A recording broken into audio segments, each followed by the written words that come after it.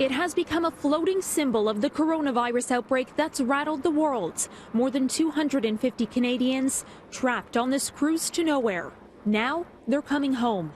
We were just so thrilled. It's just like a big rock being lifted from our chest. Diana and Alan Chow can't get off of here fast enough. The Toronto couple is preparing to evacuate a massive luxury cruise ship that's been quarantined in Japan as hundreds on board were sickened by a virus named COVID-19. It's very emotional.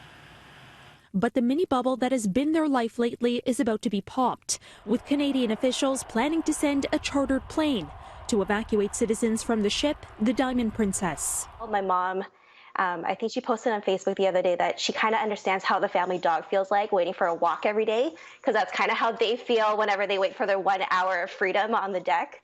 Noreen Torrijos' parents have been mostly isolated in their windowless cabin and are grateful to be getting out and back to British Columbia. A statement from Global Affairs Canada explaining the decision to evacuate cited the extraordinary circumstances faced by passengers and to lighten the burden on the Japanese healthcare system. More than 10 Canadians have been infected aboard the ship.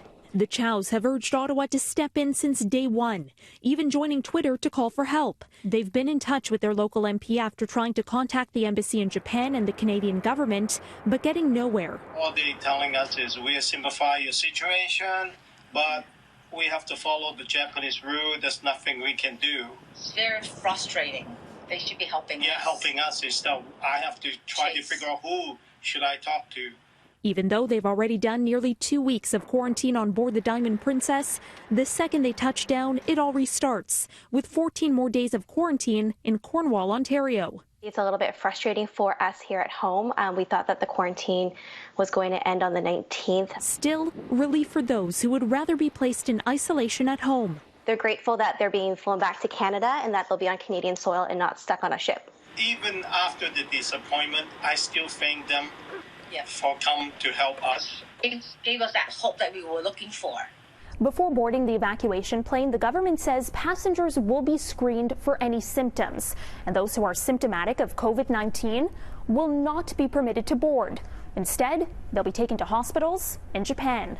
For City News, I'm Caryn Ceolin.